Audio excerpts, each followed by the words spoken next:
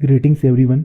आज मैं इस वीडियो के ज़रिए से बताऊंगा यूपीएससी एग्ज़ामिनेशन के बेसिक स्ट्रक्चर के बारे में। इसमें बेसिकली 3 स्टेजेस होते हैं, पहला प्री, दूसरा मेन और तीसरा पर्सनालिटी टेस्ट। तो सबसे पहले मैं बताऊंगा प्री एग्ज़ामिनेशन के बारे में। तो बेसिकली ये 400 मार्क्स का होता है, जिसमें 2 पेपर्स होते हैं।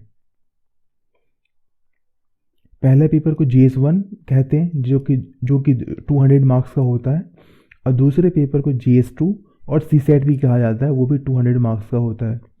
पहले पेपर में टोटल 100 क्वेश्चंस होते हैं और 2 मार्क्स पर क्वेश्चन सही करने पे अलॉट किए जाते हैं, और 1/3 नेगेटिव मार्किंग होती है अगर किसी ने गलत क्वेश्चन मार्क करा तो। इस पेपर का इम्पोर्टेंस ये है, यानी कि GS1 का, कि ये सोलली डिटरमाइन करता है कि कौन से बच्चे मेंस लिखेंगे। दूसरे पेपर के बारे में डिस्कस करते हैं अब, कि इसकी ये भी 200 मार्क्स का होता है, लेकिन इसमें 80 क्वेश्चंस होते हैं। GS1 में 100 होते हैं, बट GS2 जिसको CSAT कहते हैं उसमें 80 क्वेश्चंस होते हैं, और इसमें पर क्वेश्चन 2.5 मार्क्स अलॉट किए जाते हैं for each and every correct answer. इसमें भी नेगेटिव मार्किंग का प्रोविज़न है, जो कि 1/3 बनता है, यानी कि 0.84 मार्क्स रिड्यूस किए जाएंगे किसी ने गलत आंसर करा तो। और एक इम्पॉर्टेंट बात ये इस पेपर के बारे में, ये सिर्फ और सिर्फ क्वालिफाइंग नेचर का है, यानी कि अगर कोई स्टूडेंट 33% से ज़्यादा, यानी कि 66 मार्क्स आउट ऑफ 200 अगर सिक्योर करता है तो वो इस पेपर में पास समझा जाएगा। कुछ इम्पॉर्टेंट पॉइंट समझने की ज़रूरत है प्री के रिगार्डिंग, कि इसमें जो सारे क्वेश्चंस होंगे दोनों पेपर्स में, GS1 में और CSAT में, वो ऑब्जेक्टिव नेचर के होंगे, और दोनों के लिए सेपरेटली 2 घंटे मिलेंगे आपको। और मीडियम ऑफ एग्जामिनेशन जो होगा वो हिंदी और इंग्लिश 2 होंगे, यानी कि जो क्वेश्चन पेपर आपको दिया जाएगा एग्जामिनेशन हॉल में, वो 2 लैंग्वेज में प्रिंटेड होंगे। और एक इम्पॉर्टेंट बात है यहाँ पर समझने की, कि इस स्टेज को पास करने के लिए 2 कंडीशन है। पहला ये कि जो भी कट ऑफ मार्क्स तय की जाएगी यूपीएससी के ज़रिए आफ्टर एग्जामिनेशन, वो आपको GS1 में स्कोर करना होगा। GS1 में जो भी कट ऑफ जाएगी वो आपको कम से कम स्कोर करना है, और प्लस 33% मार्क्स से ज़्यादा आपके CSAT में होने चाहिए। अगर ये 2 कंडीशन कोई मीट करता है तो इस स्टेज को क्लियर कर लेगा। और दो इम्पोर्टेंट बात ये है यहाँ पे, कि ये जो है सिर्फ मेन एग्जामिनेशन में कैंडिडेट्स को शॉर्टलिस्ट करने के लिए, इसके मार्क्स जो है आपकी फाइनल रैंकिंग में इंक्लूड नहीं किए जाएंगे। तो ये कुछ इंपॉर्टेंट बातें थी प्री स्टेज के रिगार्डिंग। अब मैं बताऊंगा आपको जो मेन एग्जामिनेशन होगा सेकंड स्टेज, उसके बारे में। ये बेसिकली 2350 मार्क्स का एग्जामिनेशन होता है, जिसमें 9 पेपर्स होते हैं टोटल। इसमें 2 तरह के पेपर्स होते हैं। 2 क्वालिफाइंग पेपर्स होंगे जो कि 600 मार्क्स का होता है, और 7 पेपर्स जो होंगे वो उनके मार्क्स काउंट किए जाएंगे मेरिट बनाने में, वो 1750 मार्क्स के होते हैं, 1750 मार्क्स के। तो अभी मैं पहले डिस्कस करूँगा क्वालिफाइंग पेपर्स के बारे में, कि ये बेसिकली लैंग्वेज पेपर्स होते हैं। एक लैंग्वेज आपको चूज़ करनी होगी 8th शेड्यूल से, और दूसरा पेपर होगा इंग्लिश का। तो दोनों पेपर होंगे 300 मार्क्स और 300 मार्क्स के। कुछ इंपॉर्टेंट पॉइंट इस लैंग्वेज पेपर के बारे में है, कि ये क्वालिफाइंग नेचर का है। इसमें आपको 25% ऑफ 300 एटलीस्ट सिक्योर करना है, यानी कि 75 मार्क्स जो होंगे, 75 मार्क्स या उससे ज़्यादा आपको कम से कम इस पेपर में सिक्योर करना पड़ेगा, ताकि आप इस पेपर को क्वालिफाई कर सकें। और इसमें 3 घंटे मिलेंगे आपको दोनों पेपर्स के लिए सेपरेटली। और इसमें जो टाइप ऑफ क्वेश्चन होगा वो कन्वेंशनल होगा, ऐसे टाइप, यानी कि आपको लिखना पड़ेगा, रिटन पेपर होगा ये। और इसकी 2 इंपॉर्टेंट बातें ये हैं, इस पेपर में जो मार्क्स ऑब्टेन करेगा कोई भी कैंडिडेट, वो आपकी फाइनल रैंकिंग में इंक्लूड नहीं होगा। लेकिन ये इंपॉर्टेंट इसलिए है कि जो कैंडिडेट्स इस पेपर में 75 मार्क्स से ज़्यादा स्कोर करेंगे, उन्हीं के बाकी पेपर्स चेक किए जाएंगे, यानी कि ऐसे जनरल स्टडीज और ऑप्शनल के पेपर्स उन्हीं बच्चों की वैल्यूएट किए जाएंगे।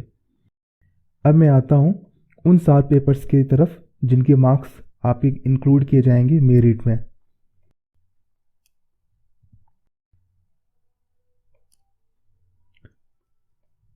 तो ये 7 पेपर्स टोटल कैरी करते हैं 1750 मार्क्स, जिसमें पेपर 1 एसे का होता है जो कि 250 मार्क्स का होता है, और बेसिकली आपको 2 एसे लिखने होते हैं 125 मार्क्स के ईच।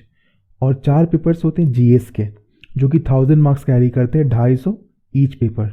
उसमें GS1 होता है, जिस GS1 है, GS2, GS3, GS4। GS1 Indian heritage and culture, history and geography of the world and society. GS2 governance, constitution, polity, social justice and international relations. तीसरा पेपर है जीएस का technology, economic development, biodiversity, environment, security and disaster management. और GS4 है ethics, integrity and aptitude. तो ये 4 papers हैं हमारे GS के जो कि 1000 मार्क्स कैरी करते हैं। पेपर 6 और 7 जो है वो ऑप्शनल का होता है जो कि 500 मार्क्स का होता है, 250 पेपर ईच। इसमें बेसिकली ये है कि 48 सब्जेक्ट्स यूपीएससी ने दिया हुआ, उसमें से कैंडिडेट्स अपने हिसाब से जो भी उनको पेपर अच्छा लगता है उन 48 सब्जेक्ट्स में से एक सब्जेक्ट चूज़ कर ले और वो उसका ऑप्शनल होगा, उसका पेपर देना होगा। ये जो मतलब ये जो 7 पेपर्स उसके रिगार्डिंग कुछ इंपॉर्टेंट पॉइंट्स हैं उसको मैं डिस्कस करता हूँ अब। सबसे पहली बात कि टाइमिंग कितना मिलेगा ईच पेपर्स के लिए। तो हर पेपर्स के लिए सेपरेटली 3 घंटे मिलते हैं। और ये भी ये पेपर जो होगा, ये सारे पेपर्स जो होंगे ये भी कन्वेंशनल एसे टाइप के होंगे, ये ऑब्जेक्टिव पेपर नहीं होंगे, ये रिटन होंगे। और इसमें मीडियम के रिगार्डिंग 2 इम्पॉर्टेंट बातें यहाँ पे कि जो भी लिटरेचर के पेपर्स होंगे, फॉर एग्जांपल जो लैंग्वेज पेपर्स हैं उसमें किसी ने हिंदी चूज़ करा होगा फॉर एग्जांपल, तो वो पेपर्स हिंदी में ही सेट होंगे और उसका जो आपको आंसर करना होगा वो हिंदी में करना होगा। लेकिन बाकी जो पेपर्स है फॉर एग्जांपल जीएस और ऑप्शनल है और एसे है, वो कैंडिडेट्स अपनी मर्ज़ी के हिसाब से जिस भी लैंग्वेज में, जो भी 8th शेड्यूल में लैंग्वेजेस दिए हुए हैं उसमें उसका आंसर कर सकते हैं। सिर्फ उन ऑप्शनल के लिए जो कि लैंग्वेज चूज़ किए होंगे। फॉर एग्जांपल किसी बच्चे ने हिंदी चूज़ करा होगा तो उनको हिंदी में ही लिखना होगा ऑफ कोर्स। लेकिन बाकी पेपर से फॉर एग्जांपल किसी ने फिलॉसफी रखा होगा, किसी ने PSIR रखा होगा, तो उन बच्चों को ये छूट होगी कि वो बच्चे 8th शेड्यूल में जो भी लैंग्वेजेस दी हुई हैं उसमें से किसी भी एक लैंग्वेज में वो पेपर लिख सकते हैं। तो ये कुछ इंपॉर्टेंट बातें थी मेन एग्जामिनेशन के बारे में। अब मैं फाइनल स्टेज की तरफ आता हूँ जिसको पर्सनालिटी टेस्ट है और इंटरव्यू भी कहते हैं। ये बेसिकली 275 मार्क्स का होता है। जो बच्चे मेन एग्जामिनेशन क्वालिफाई कर लेते हैं उनको एक डैप फिल करनी होती है, डिटेल्ड एप्लीकेशन फॉर्म, जिसमें कैंडिडेट को अपने बारे में सब सारी चीज़ें बतानी होती हैं, जॉब के regarding, previous jobs of course, academic qualification, hobbies and everything. फिर उसके हिसाब से वो क्वेश्चन पूछते हैं बोर्ड मेंबर्स। इसमें 2 इंपॉर्टेंट बातें यहाँ पे है कि जितनी भी सीट्स होंगी, फॉर एग्जांपल किसी ईयर 1000 वैकेंसी है यूपीएससी CSE में, तो 2000 बच्चे इंटरव्यू के लिए बुलाए जाएंगे। और इसमें एक लास्ट इंपॉर्टेंट बात ये है कि इसमें टोटल जो मतलब यूपीएससी जो फाइनल मेरिट होती है उसमें 2025 मार्क्स ही आपके रैंकिंग को डायरेक्टली इम्पैक्ट करता है। 1750 आपकी वो रिटन वाली और 275 आपके इंटरव्यू के। तो ये 2025 मार्क्स में से कितने मार्क्स आप सिक्योर करते हैं यही डिसाइड करेगा कि आपकी रैंक क्या होगी यूपीएससी फाइनल में। तो मैं उम्मीद करता हूँ कि जो मैं यूपीएससी CSE एग्जामिनेशन के बेसिक स्ट्रक्चर के बारे में समझाने की कोशिश कर रहा था उसमें कामयाब रहा। Thank you very much.